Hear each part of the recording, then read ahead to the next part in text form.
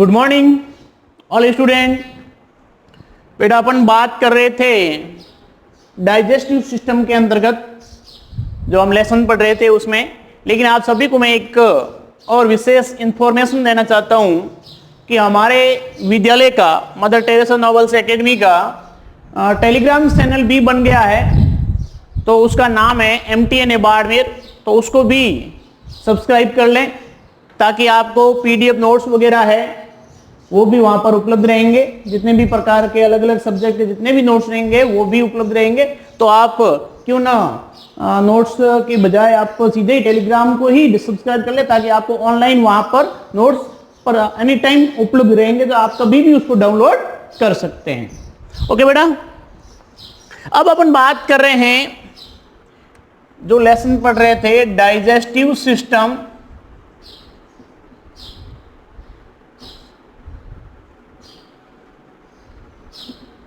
लेकिन बेटा एक बात ध्यान रखनी है यहां पे कि हमने डाइजेस्टिव सिस्टम में एलिमेंट्री कैनाल को पढ़ लिया था। किसको बेटा? एलिमेंट्री कैनाल बोले तो आहार नाल का हम अध्ययन कर चुके हैं ऑलरेडी। तो बेटा ध्यान रखना यहां पे। अब अगला टॉपिक कौन सा है वो आपको पहले भी ध्यान होगा कि हमारा जो डाइजेस्टिव सिस्टम है जिसमें alimentary canal plus digestive gland दोनों के मिलकर जो हमारा सिस्टम का निर्माण होता है, तो अगला हमारा स्टेप जो रहेगा वो रहेगा डाइजेस्टिव ग्लैंड।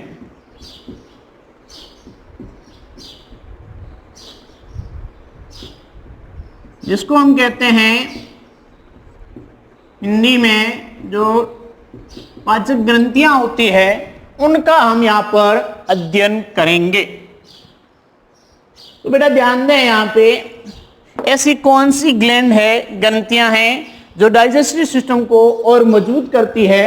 तो आपको ध्यान होगा यहां पर हम 3 ग्रंथियों की बात करेंगे। कितनी ग्रंथियों की? 3 ग्रंथियों की बात करेंगे। एक लगेगी सेलिवरी ग्लैंड जिसको कहते हैं लार ग्रंथि। क्या बोलते हैं बेटा? लार ग्रंथि कहते हैं। एक अपन कहते हैं लीवर, यकृत कहते हैं उसको। एक पेनक्रिया जिसको अग्नाशय कहते हैं।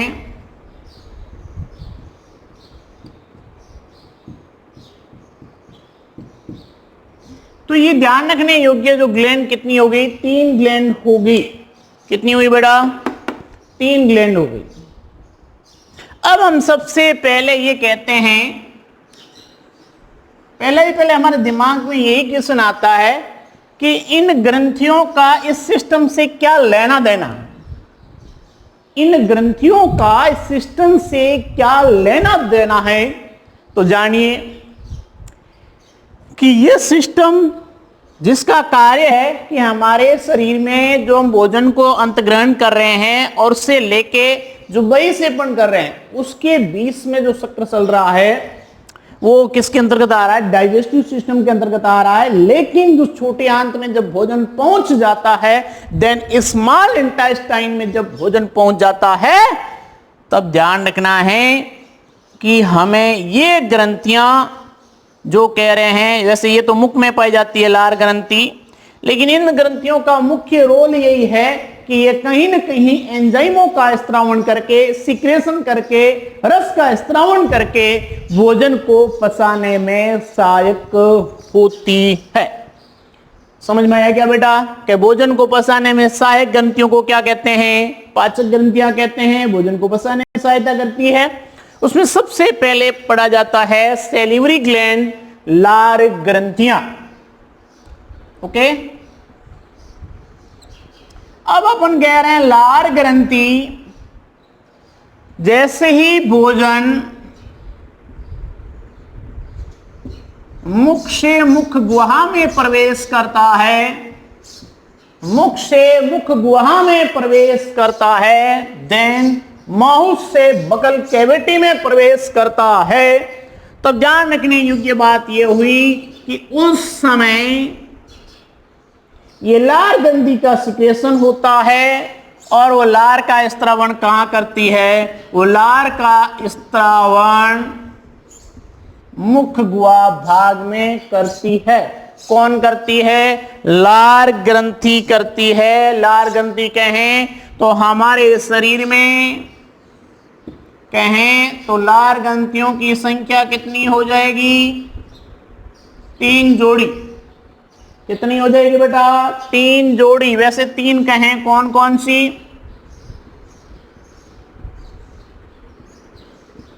अधो जिह्वा, अधोजम और कर्णपुर।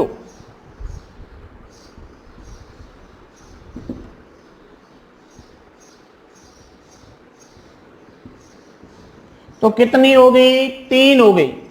लार ग्रंथियां कितनी है यहाँ पे? 3 जोड़ी, जिसमें कौन कौन सी है? अधोजिह्वा, अधोजंब और कर्णपुर। कितनी ग्रंथियां हो गई बेटा? 3 ग्रंथियां हो गई, अधोजिह्वा, अधोजंब और कर्णपुर। तो अपन कह रहे हैं कि ये तीनों ग्रंथियां जो लार का स्त्रावण करेगी, किसके अंदर? बक्कल कैविटी के अंदर, मुख गुहा के अंदर। इन लार का क्या होता है बेटा? स्त्रावण होता है, सिक्रेशन होता है। फिर एक बात बेटा और ध्यान रखने योग्य है, वो क्या है? वो बेटा ये है मुख्यतया कि लार का जब सिक्रेशन होता है मुख गुहा में, तो जैसे ही हम भोजन को लेते हैं, माउथ से लेते हैं और कहां जाता है? मुख गुहा में प्रवेश करता है, उस समय भोजन को लचलचा बनाने का काम, बोलस बनाने का काम, उसको बोलस कहते हैं। लसलसा बनाने का काम यहां पर कौन करेगा? लार करेगी। लार जैसे ही मिलेगी, भोजन क्या हो जाएगा? लसलसा हो जाएगा, जिससे अपन कहेंगे कि वो आसानी से आगे फेरिंग्स एंड इसोफेक्स के अंदर प्रवेश कर सकता है।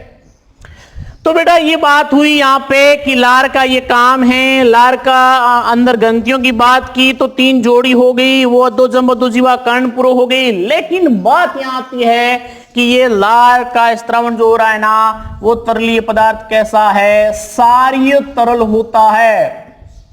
कैसा होता है बुद्धिजीवियों? सारीय तरल होता है। तो ये सारी तरल यहां कंटेंट रहेगा इसका। दूसरी बात यहां पे आई कि इसमें कौन कौन से और कंटेंट इसके साथ में उपस्थित रहते हैं, कि लार में और क्या क्या साथ में उपस्थित रहता है। तो जैसे हम कहें अल्फा एमिलेज है, जैसे हम कहें लाइसोजाइम है,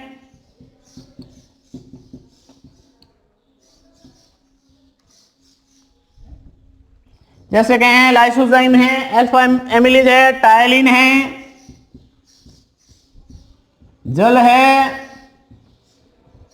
लवण है, या सोडियम क्लोराइड है, पोटेशियम बाइकार्बोनेट है,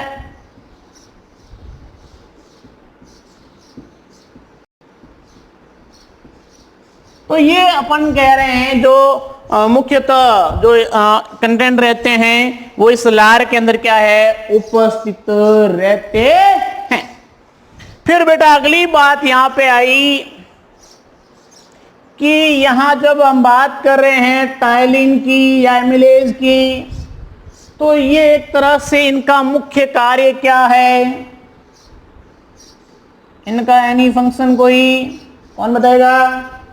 इनका फंक्शन ये रहता है कि ये भोजन को पचाने में क्या है? सहायता करते हैं। तो भोजन पचाने में सहायक, भोजन पचाने में सहायक होते हैं। लेकिन यह बात और बनती है कि हम जब भोजन को अंदर ले रहे हैं, यहां अंदर जा रहा है, तो वहां पर बैक्टीरिया कहें या जीवाणु बोले, तो उनको मारने का काम कौन करेगा? रोगाणुओं को मारने का काम कौन करेगा बेटा? तो लाइसोजाइम एंजाइम। ये लाइसोजाइम एंजाइम्स जीवाणुओं को नष्ट करने का क्या करता है रे? कार्य करता है। तो जीवाणुओं को नष्ट करने का कार्य कौन करता है बेटा? जीवाणुओं को नष्ट करने का कार्य लाइसोजाइम करता है। एपिलेज या एमाइलेज एंड नटालिन्स जो एंजाइम कहें, भोजन को पचाने में सहायक होते हैं। तो एक बात यहां समझ में आ गई होगी आपको कि भोजन को पचाने में ये एंजाइम सहायक होते हैं, ये रोगाणुओं को नष्ट करने में सहायक होते हैं। तो इसका मतलब आपको समझ में आ गया कि ये लार ग्रंथि हमारे सिस्टम के अंदर इसका काफी मुख्य रोल है, इस और भोजन को पचाने में भी सहायता करती है। इसी कारण इसको डाइजेस्टिव ग्लैंड बोलते हैं। फिर रही बात यहां पे बेटा, जो अगला स्टेप आता है वो आता है लीवर का। किसका आता है बेटा? लीवर। कौन? लीवर, यकृत।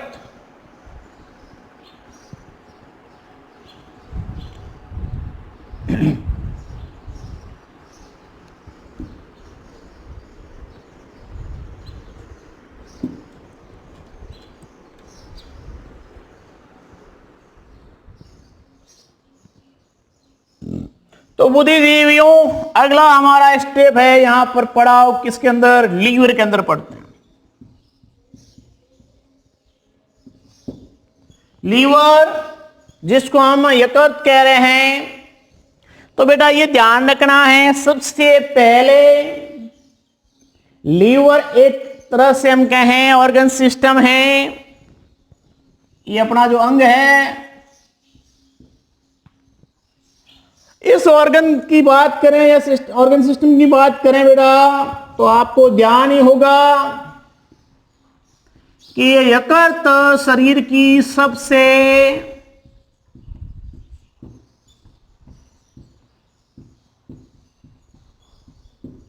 बड़ी पाचक ग्रंथि है। यकृत शरीर की सबसे बड़ी डाइजेस्टिव ग्लैंड है। कई बार क्वेश्चन आता है कि हमारे बॉडी के अंदर सबसे बड़ी डाइजेस्टिव ग्लैंड कौन सी है? तब आपके पास में नाम आना चाहिए लीवर है। लीवर के 2 नंबर बाद में आ जाती है पेनक्रिएस, देन अग्नाशय ग्रंथि। तो बुद्धिजीवियों, सबसे बड़ी पाचक ग्रंथि कौन सी है? याद रहा क्या? कौन है? लीवर। कौन है? लीवर। क्या है सबसे बड़ी पाचक ग्रंथि? बोले तो कि हमारे शरीर के अंदर भोजन को पचाने में जिस सबसे बड़ी ग्रंथि जो काम में आती है वो आ रही है लीवर, या हम कहते हैं यकृत। दूसरा पॉइंट यहां से बनता है बेटा ओरिजिन। क्या बनता है बेटा? ओरिजिन, जिसको बोलते हैं उत्पत्ति। भ्रूणीय उत्पत्ति इसकी किस प्रकार की है? भ्रूणीय उत्पत्ति किस प्रकार की है? देन बोले तो भ्रूणीय स्तर के अंदर बात करें तो हमारे शरीर के अंदर अंगों को 3 भागों में बांटा गया है भ्रूणीय उत्पत्ति के आधार पे। एक कहें एक्टोड्रम, जिसको बाह्य स्तर कहते हैं, एक मेसोड्रम मध्य स्तर कहते हैं, एक एंडोड्रम जिसको भीतरी स्तर बोलते हैं। ऐसा ही कुछ यहां पर समझने लायक पॉइंट है कि इनकी उत्पत्ति कैसी होती है। बोले तो किसकी? लीवर की। तो प्राणियों ध्यान रखिएगा, इसकी उत्पत्ति होती है कैसी? एंडोड्रम प्रकार, न कि एक्टोड्रम। एंडोड्रम भीतरी स्तर। कैसी उत्पत्ति है? एंडोड्रम। तो भ्रूणीय स्थिति हो गई इसकी एंडोड्रम प्रकार की। कैसी हो गई? एंडोड्रम प्रकार की। और ध्यान दे प्राणियों, अगला यहां पर पॉइंट बनता है वो ये बनता है कि ये ग्लैंड या ये लीवर जो हमारे बॉडी के अंदर पाया जाता है, इसका भार कितना होता है? ये क्वेश्चन कॉम्पिटिटिव में ये दोनों बहुत जबरदस्त पूछे जाते हैं। और छोटे पटवारी है, जैसे ग्राम सेवक है, जैसे अपन कहें एसटीसी, बीएसटीसी, इसके अंदर अपन बात करें पीटीटी, ये क्वेश्चन ज्यादा पूछा जाता है कि यकृत की ओरिजिन या उत्पत्ति कैसी होती है। बाहर का तो जनरली पूछा ही जाता है क्योंकि ये बेसिक या जनरल साइंस के अंतर्गत आता है। तो बाहर की यहां बात करें बेटा तो यहां पर होता है 1.2 से 1.5 किलोग्राम, बोले तो 1200 से 1500 ग्राम, 1200 से 1500 ग्राम हो जाएगा, या अपन कहें 1.2 से 1.5 किलोग्राम इसका क्या होता है, भार होता है। और यदि अपन इसकी बात करें चौड़ाई की तो ये 15 से 20 सेंटीमीटर रहेगी इसकी। इनमें से ये ज्यादा बेटर है, मतलब पूछे जाने में कॉम्पिटिटिव एग्जाम में कहें या जनरल साइंस के अंदर कहें, ये ज्यादा क्वेश्चन पूछा जाता है। अब बेटा हम बात कर रहे हैं इसकी लोकेशन की, हमारे बॉडी के अंदर इसका लोकेशन क्या होता है, कहां स्थित होती है, जिसको हम हिंदी में कहते हैं स्थिति। क्या बोलते हैं बेटा, स्थिति। स्थिति तो आपको ध्यान ही होगा, हमने जब एलिमेंट्री कैनाल पढ़ रहे थे तब बताई भी थी।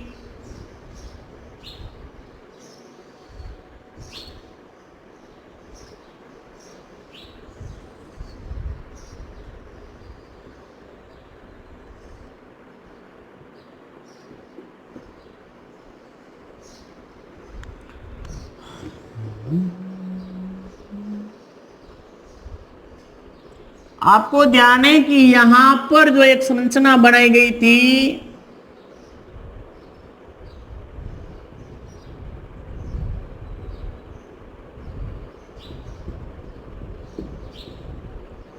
टोपी के आकार जैसी, ऐसे कप के आकार जैसी एक संरचना बनी थी जो दो लोबियों से बनी थी, दो पालियों से बनी एक संरचना थी। कितने पाली से, दो पालियां थी, दो लॉब्स थे इसके अंदर, एक को कहा गया बाया, एक को कहा गया था दाया। तो राइट नाउ बुद्धिजीवियों अधिकतर लोग गलती करते हैं, अधिकतर बच्चे गलती करते हैं बाएं और दाएं में। वो क्या करते हैं, देन ऐसे बोर्ड की तरफ घूम के अपने को समझते हैं कि ये राइट और ये left, then right and left, जबकि ये क्या है, गलत है, क्योंकि ये आप सामने की साइड से देख के बोल रहे हो। आपको ऐसा समझ के देखना है कि हम जिधर ये जो अपना डायग्राम बन रहा है उस साइड में खड़ा रह के समझेंगे तब काम आएगा। तो ये हो जाएगा राइट और ये हो जाएगा लेफ्ट, ये हो जाएगा राइट और ये हो जाएगा लेफ्ट। कहने का मतलब है कि ये भाग रहेगा दायां और ये रहेगा बायां। तो बाएं पाली है ये और ये दाईं पाली है, then two lobes right and left. कि लीवर को दो पालियों में बांटा गया है, एक पाली को बड़ी पाली कहते हैं या अपन कहें दायां पाली और एक बायां पाली, लेकिन एक बड़ी होती है और एक छोटी होती है। तो ध्यान रखना, दायां पाली बड़ी होती है और बाएं पाली क्या है, छोटी होती है। तो ये ध्यान रखने योग्य है कि ये बायां पाली है और ये क्या है, दायां पाली है।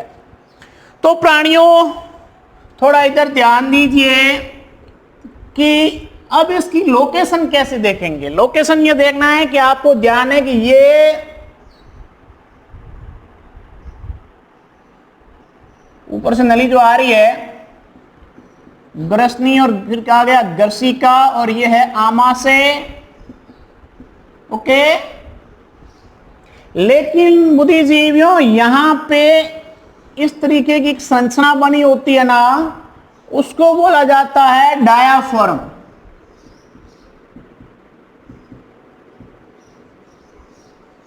क्या कहा जाता है बेटा, डायाफ्राम, तनुपट हिंदी में कहते हैं प्राणियों इसको क्या, तनुपट। तो बेटा इसको क्या कहेंगे, तनुपट, डायफ्राम, तनुपट। जैसे हम पढ़ते हैं रेस्पिरेशन के दौरान, देन इंस्पायरेशन एंड एक्सपायरेशन, अंत शोषण और निशोषण, तब हम इन फेफड़ों के अंतर्गत पढ़े, तब हमारे डायफ्राम की क्रियाविधि को पढ़ा जाता है कि ऊपर और नीचे खिसकता है। तो हम कहेंगे डायफ्राम के नीचे, डायफ्राम के नीचे किस साइड में? राइट साइड में। ये किस साइड है? राइट साइड में। तो हम कहेंगे कि लीवर डायफ्राम के नीचे राइट साइड की ओर स्थित होता है। फिर बात यह आई कि इनमें दो पालियां होती है, एक बड़ी और एक छोटी। बड़ी को क्या बोलेंगे बुद्धिजीवियों? बड़ी को बोलेंगे दायां पाली या दाईं पाली, और छोटी को बोलेंगे बेटा बाईं पाली। ओके। अब यह ध्यान रखने योग्य ये हुआ कि ये बड़ी हुई और ये कौन सी हो गई? छोटी हो गई। तो कितने लोब्स बन गए? 2 लोब्स बन गए। फिर मैं कह रहा हूं, अच्छे से समझते रहिएगा, ये तो इसकी हुई लोकेशन, स्थिति कि डायफ्राम के नीचे दाईं और लीवर स्थित होता है, जिसमें 2 पालियां होती है। बड़ी को दाईं पाली कहते हैं, छोटी को बाईं पाली कहते हैं। अगला पॉइंट बनता है कि इस लीवर की नीचे की साइड में क्या पाया जाता है? गॉल ब्लैडर, जिसको हिंदी में कहा जाता है प्राणियों पित्ताशय। गॉल ब्लैडर जैसी एक संरचना होती है इस दाईं पाली के नीचे। किसके नीचे? दाईं पाली के नीचे। दाईं पाली के नीचे पीले रंग की हल्की थैलीनुमा कहो या ऐसे कैसे आकार की संरचना होती है, उसको क्या कहते हैं बेटा? उसको कहते हैं गॉल ब्लैडर। क्या बोला जाता है बेटा? Gall bladder. ओके। अब इस गॉल ब्लैडर का कार्य क्या है ये जानना बेहद जरूरी है कि गॉल ब्लैडर का रोल यहां पर क्या है। तब हम कहेंगे बुद्धिजीवियों कि गॉल ब्लैडर या जो पित्ताशय है, नाम से पता चल रहा है आपको कि ये पित्त का क्या करती है? संचय करती है, स्टोरेज करती है। तो जानने योग्य पॉइंट है यहां पे कि पित्ताशय, गॉल ब्लैडर, जिसका प्रमुख कार्य क्या है? बाइल या पित्त को संचित करना या संचय करना, यानी स्टोरेज करके रखने का काम कहां होता है? गॉल ब्लैडर में। अब मैं कह रहा हूं आपको यहां पे, लेकिन पित्त का स्त्रावण करता कौन है?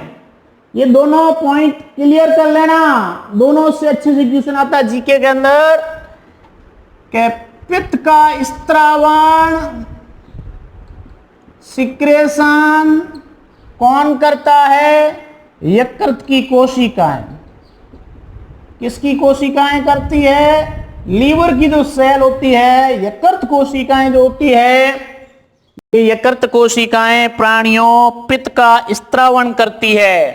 लेकिन पित्त का संचय कहां रहता है? गॉल ब्लैडर में रहता है।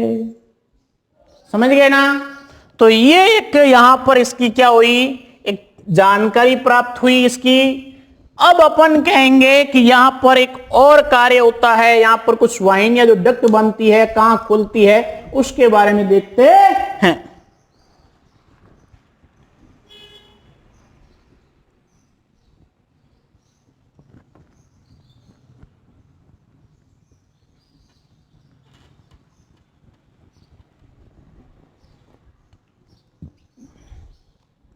अब अपन कहेंगे बेटा कि यहां पे ये दोनों पालियां जो है ना, दोनों पालियों से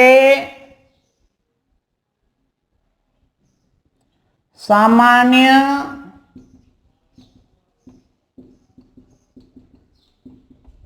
यकृत वाहिनी, इधर से भी और इधर से भी।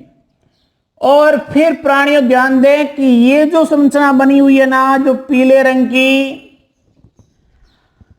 इसमें ध्यान दें, ये पीले हरे रंग की जो संरचना है, इसमें से हम कह रहे हैं कि एक नली निकलती है, उस नलिका को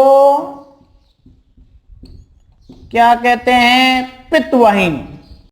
तो पित्ताशय से क्या निकली? पित्तवाहिनी। कौन सी डक्ट निकली? पित्तवाहिनी।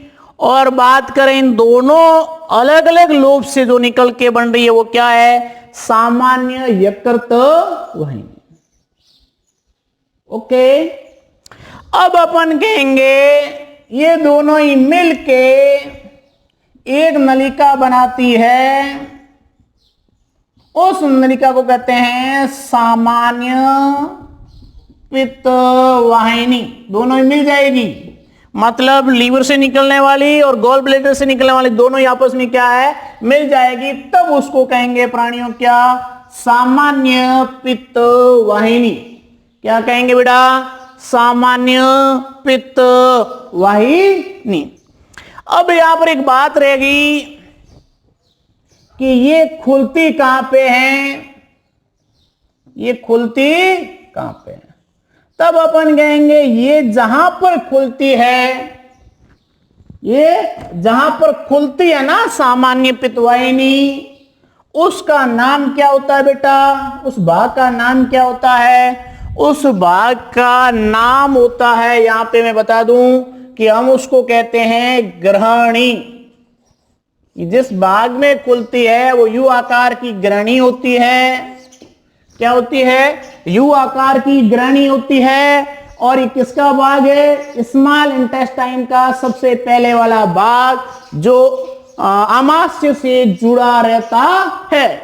ओके, अब ध्यान दें, ये ग्रहणी, ये किसका भाग है?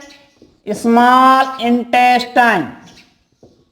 लेकिन ध्यान दें, ग्रहणी को ड्यूडेनियम कहते हैं इंग्लिश के अंदर। क्या कहते हैं बेटा? ड्यूडेनियम, ग्रहणी। अब ये ग्रहणी में जाके क्या है? खुलती है। ग्रहणी में जाकर खुलती है। फिर एक बात बनती है यहां पे बेटा कि ये ग्रहणी में जहां पर खुलती है ना, वहां पर एक डक्ट होती है, या हम ऐसे कह सकते हैं कि वहां पर एक कपाट पाया जाता है ना। उसको ओडाई की अवरोधनी कहते हैं। क्या कहते हैं? ओडाई की अवरोधिनी। Very very important point. Generally question कहें या बोर्ड का क्वेश्चन कहें या कॉम्पिटिटिव का कहें, ओडाई की अवरोधनी, इंस्पेक्टर ऑफ ओडाई कहां पाई जाती है? ये पाई जाती है आमाशय और ग्रहणी के मध्य, बोले तो दोनों के जहां पर मिलती है वहां पर। ओके, ये ओडाई की अवरोधनी क्या करती है? ये निश्चित करती है कि भोजन एक तो पुनः वापस आमाशय में नहीं जाए, नियंत्रण करने का कार्य करती है। और ये सामान्य पित्तवाहिनी है, वो ग्रहणी के अंदर लाके क्या छोड़ती है?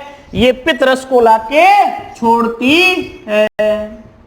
तो पित्त रस का विस्तारण इस तरीके से लीवर भाग से अपन कह रहे हैं किसके अंदर हो जाता है? इस ग्रहणी भाग में हो जाता है, जहां पर अपन कह रहे हैं ये छोटी आंत का भाग, और छोटी आंत के अंदर ही भोजन का अधिकतर पाचन होता है, डाइजेशन होता है। तो ऐसे रस जाने से इनमें क्या होते हैं? एंजाइम्स होते हैं जो भोजन को पचाने में सहायक होते हैं। अब हम बात करेंगे किसकी?